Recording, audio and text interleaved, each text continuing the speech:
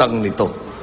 Ang nakakala ng taong bayan na natipid nila sa kuryente ay binabayaran din natin mula sa kaban ng bayan. May gastos na tayo sa kuryente. Binabayaran pa natin ang dagdag na pagkakautang ng gobyerno.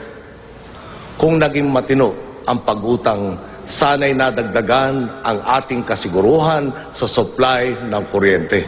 Pero ang desisyon ay ibinatay sa maling politika at hindi sa pangangailangan ng taong bayan. Matapos pinagsakripisyo ay lalo pang pinahihirapan. Ganito rin po ang nangyari sa MRT. Sinubukan na naman bilhin ang ating pagmamahal. Pinilit ang operator na panatilihing mababa ang pamasahe. Hindi tuloy nagampanan ang garantyang ibinigay sa operator na mababawi nila ang kanilang puhunan. Dahil dito, inutusan ang Land Bank at Development Bank of the Philippines na bilhin ang MRT. Ang pera ng taong bayan ipinagpalit sa isang naluluging operasyon. Dumako naman po tayo sa pondo ng NFA. Noong 2004, 117,000 metric tons ang pagkukulang ng supply ng Pilipinas. Ang binili nila, 900,000 metric tons. Kahit ulitin mo pa ng mahigit 7 beses ang pagkukulang, sobra pa rin ang binili nila. Noong 2007, 589,000 metric tons ang pagkukulang ng supply sa Pilipinas. Ang binili nila, 1.827 million metric tons.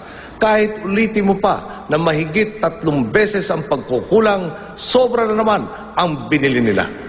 Ang masakit ito, dahil sobra-sobra ang binili nila, taon-taon nabubulok lang pala sa mga kamalig ang bigas, kagaya na nangyari noong 2008. Hindi po ba krimen ito na hinahayaan nilang mabulok ang bigas sa kabila ng 4 milyong Pilipinong hindi kumakain ng 3 beses sa isang araw?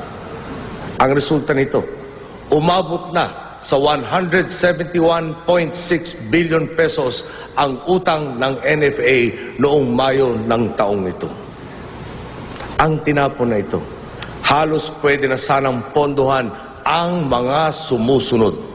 Ang budget ng buong hudikatura na 12.7 billion pesos sa taong ito.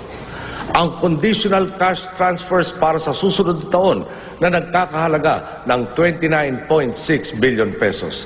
Ang lahat ng classroom na kailangan ng ating bansa na nagkakahalaga ng 130 billion pesos. Kasuklam-suklam ang kalakarang ito.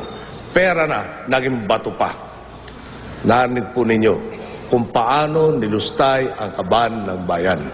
Ang malinaw po sa ngayon, ang anumang pagbabago ay magmumula sa pagsiguro natin na magwawakas na ang pagiging maluho at pagwawaldas. Kaya nga po, mula ngayon, ititigil na natin ang paglulustay sa salapi ng bayan.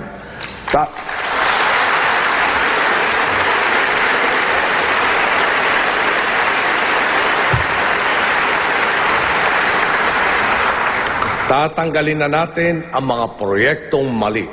Ito po ang punto ng tinatawag nating zero-based approach sa ating budget.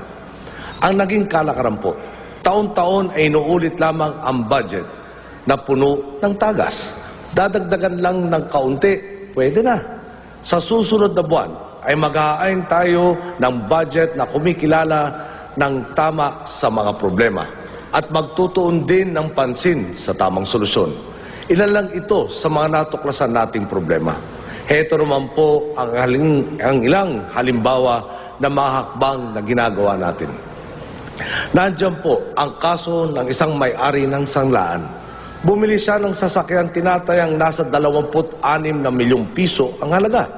Kung kaya mong bumili ng Lamborghini, bakit hindi mo kayang magbayad ng buwis? Nasampahan na po ito ng kaso sa pangunguna ni Finance Secretary Cesar Purisima, Justice Secretary Laila De Lima, BIR Commissioner Kim Henares at Customs Commissioner Lito Alvarez.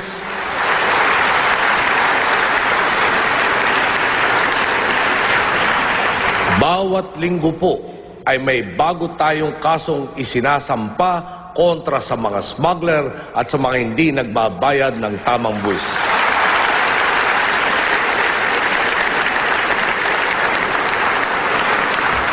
Natukoy na rin po ang salarin sa mga kaso ni na Francisco Baldomero, Jose Daguio at Miguel Belen.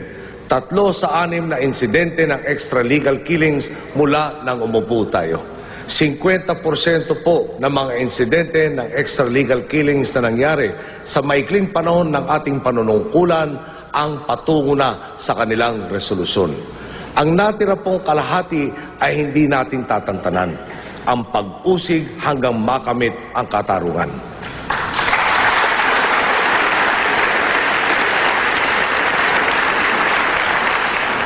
Pananagutin natin ang mga mamamatay tao. Pananagutin din natin ang mga korap sa gobyerno.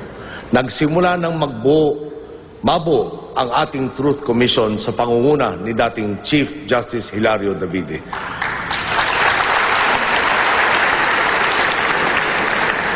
Hahanapin natin ang katotohanan sa mga nangyaring di umano katiwalian noong nakaraang 9 na taon.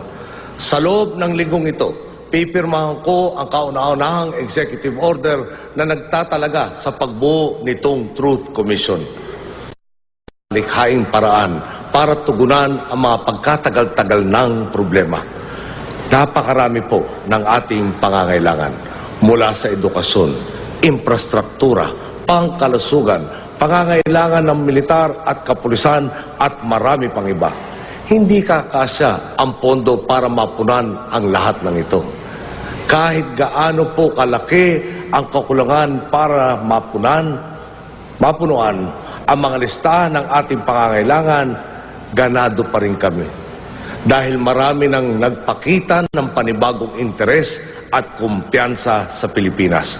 Ito ang magiging solusyon. Mga public-private partnerships. Kahit wala pa pong pirmahang nangyayari dito, masasabi kong maganda ang magiging bunga ng maraming usapin. May mga nagpakita na po ng interes. Gustong magtayo ng expressway na mula Maynila, tatahak ng Bulacan, Nueva Ecija, Nueva Vizcaya, hanggang sa dulo ng Cagayan Valley.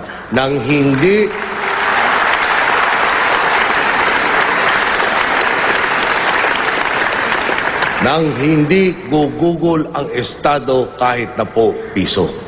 Sa larangan ng ating sandatahang lakas, mayroon po tayong 36,000 nautical miles na baybayin. Ang mayroon lamang tayo, 32 barko. Itong mga barkong ito, panahon pa ni General MacArthur. May nagmungkahi sa atin. Ito ang proposisyon.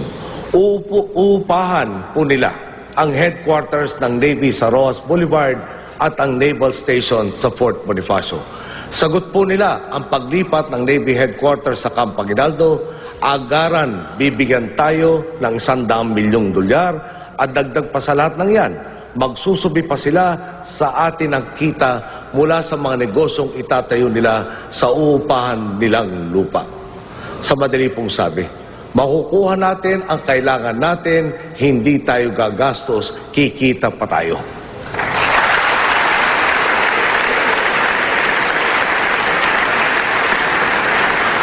Marami na pong nagalo at nagmungkay sa atin mula lokal hanggang dayuhang negosyante na magpuno ng iba't ibang pangangailangan. Mula sa mga public-private